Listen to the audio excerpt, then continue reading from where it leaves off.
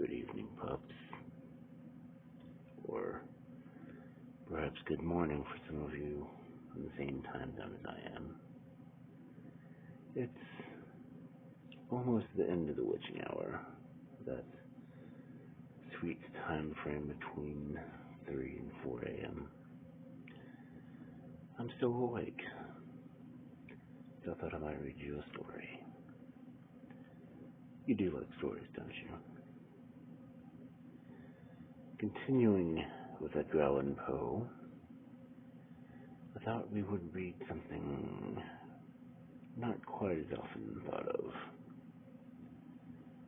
The Facts in the Case of M. Valdemar.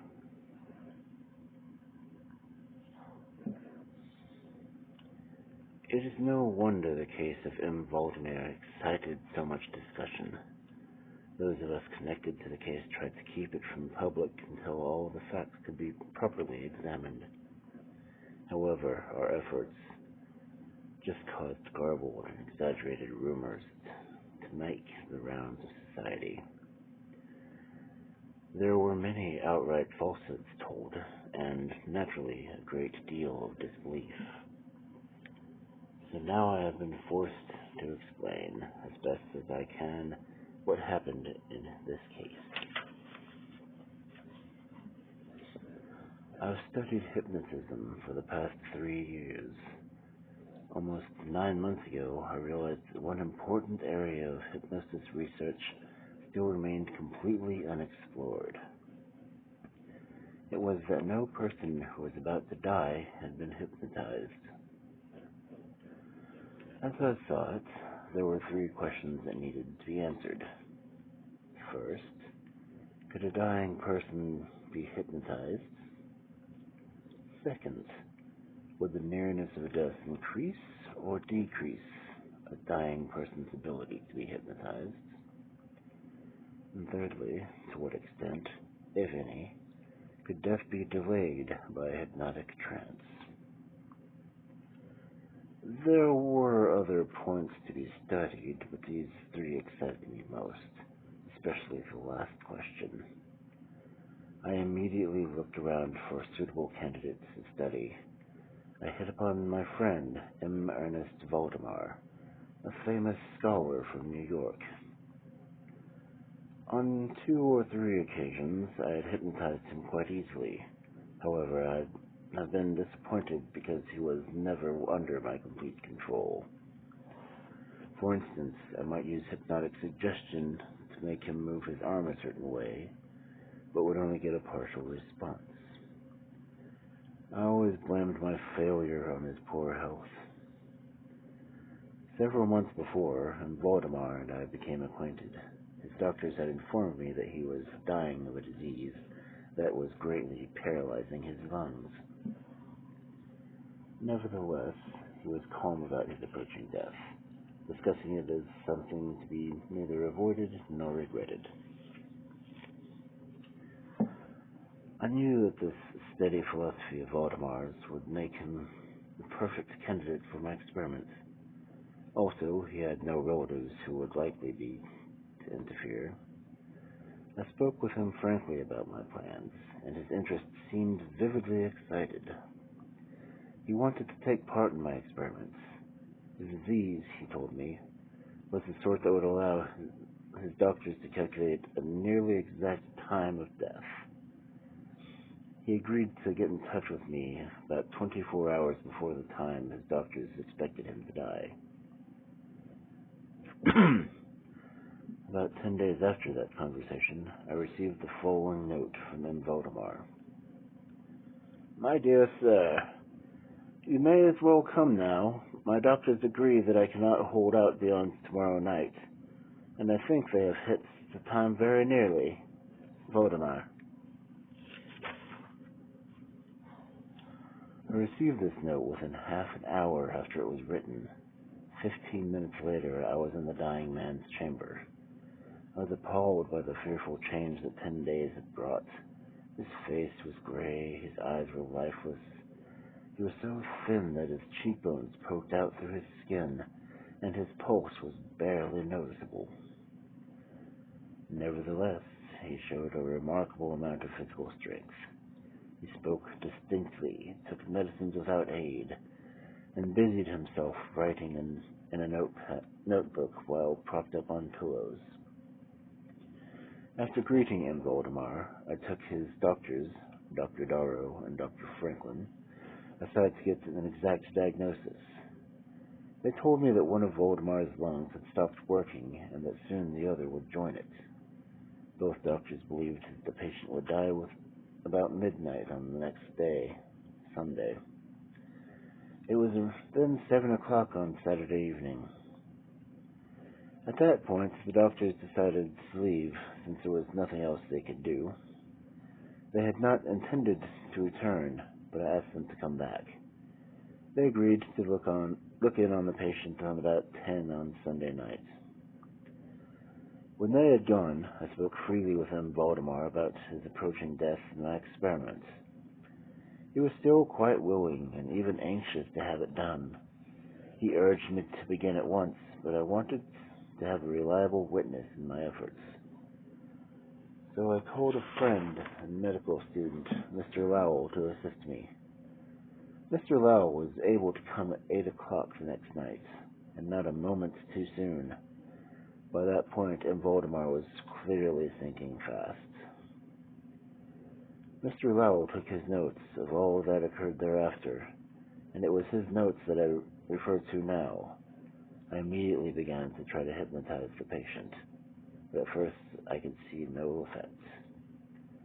About the same time, the doctors, Darrow and Franklin, arrived. They could barely feel Valdemar's pulse. His labored breath came at intervals of half a minute. His condition was nearly unchanged, almost 15 minutes. Then the dying man gave a deep, natural sigh, and the labored breath ceased. It was replaced with barely noticeable, but still regular breath. The intervals between breaths did not change, and the patient's limbs were icy cold. At 5 minutes before 11, I saw clear signs of the hypnotic influence. With a few rapid movements, I got Valdemar's eyelids to quiver, then a few more closed them together. I was not satisfied with this, however. I continued using hypnotic suggestion to do other things. I used hypnosis to completely stiffen his limbs, placing them in a restful position. The legs were stretched out at full length, and the arms were nearly so. The head was slightly elevated on a pillow. When I had accomplished this, it was midnight. I asked the doctors to examine M. Valdemar once again. After a few experiments, they declared that he was in a hypnotic trance. Both doctors became very curious about my experiment. Dr. Darrow decided to remain with the patient all night, while Dr. Franklin vowed to return at daybreak. Mr. Lowell and his nurses attending the patient also remained. We left the patient completely undisturbed until 3 o'clock in the morning, when I found him to be exactly the same condition he was when Dr. Franklin left. He lay in the same position. His pulse was extremely weak, and the breath was scarcely noticeable, unless you held a mirror to his lips. His eyes were closed naturally. His limbs were rigid and cold as marble, but he was clearly still alive. As I approached M. Valdemar, I made a half effort to get his right arm to follow my own. In previous experiments with this patient, I had never perfectly succeeded before, and did not expect to succeed now. But, to my astonishment, his arm moved readily, though feebly, followed my direction. I decided to speak with the patient. "M. Valdemar," I said, "are you asleep?" He made no answer, but I saw a tremor about his lips. I repeated the question again and again. After the third time, his whole body became agitated and he shivered slightly. His eyes opened slightly and his lips moved slowly. From between them, in a whisper I could barely hear, came the following words. Yes, I am asleep now. Do not wake me. Let me die this way. I again felt his limbs and found them as rigid as ever. As before, his right hand obeyed the direction of my hand, and I questioned him again. Do you still feel pain in your chest? The answer was now immediate, but even harder to hear than before. No pain. I am dying. Soon thereafter, Dr. Franklin returned and expressed great surprise that the patient was still alive. Both doctors glanced at M. Valdemar, asked that M. Valdemar be allowed to die in his apparent peaceful state, that death could only be minutes away. I decided, however, to speak to him one last time. I asked him, M. Valdemar, do you still sleep?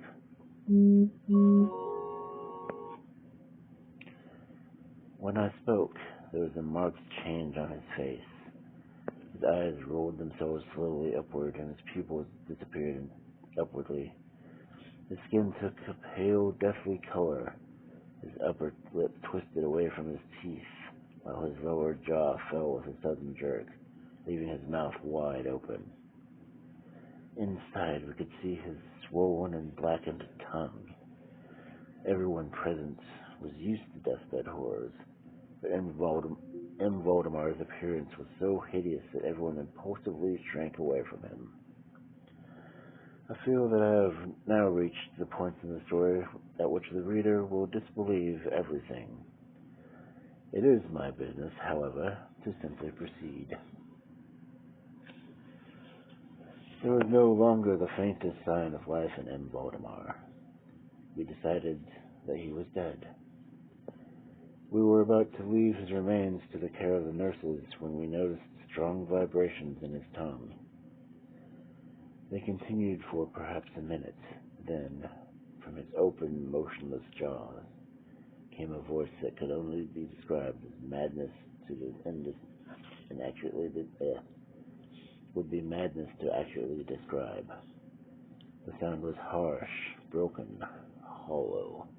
It seemed to reach our ears from the bottom of some deep cavern in the earth. It felt to my ears the same way that the gelatin feels to the touch.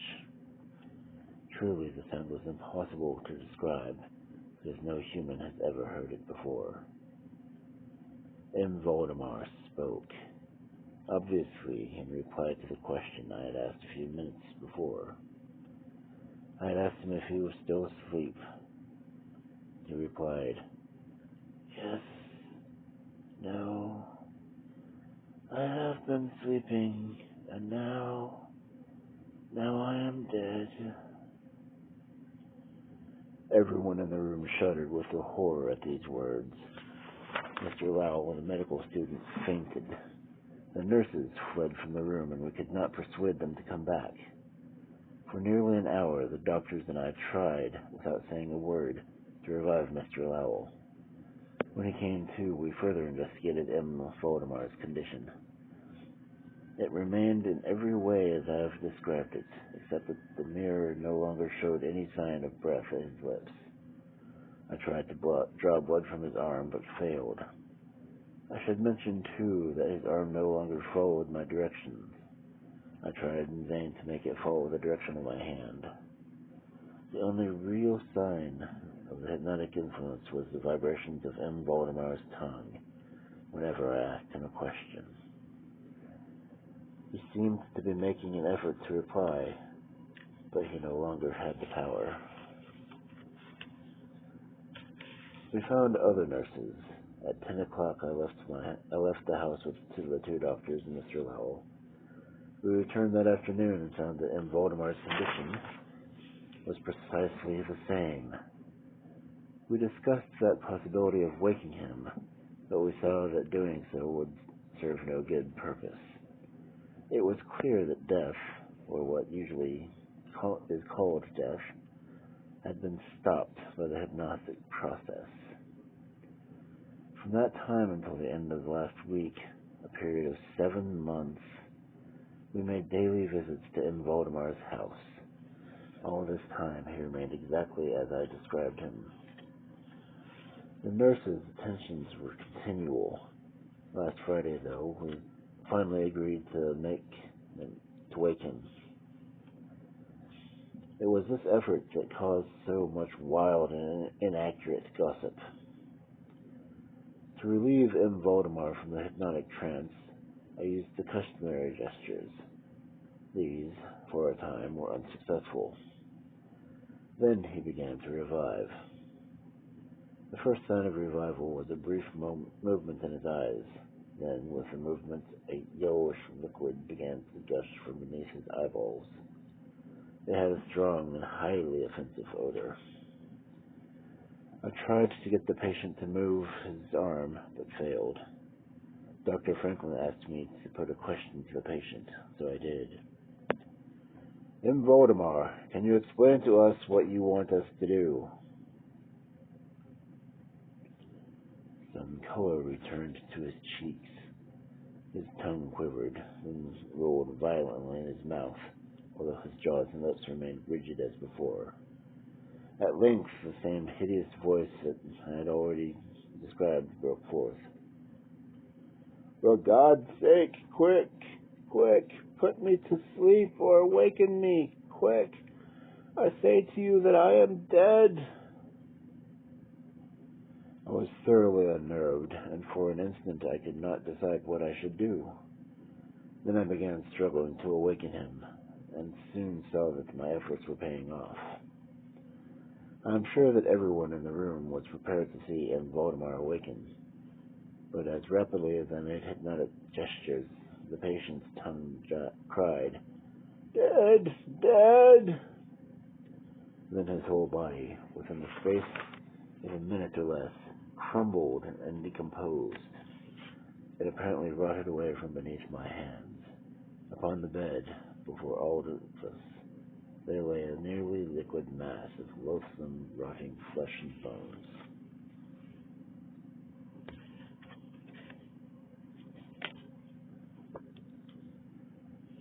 Oh, Cubs, if that doesn't make you hungry for Jell-O, I don't know what will. Cranberry sauce would be good. Nice, jiggly red gelatinous mass. Anyway, good night, Cubs. Sleep well.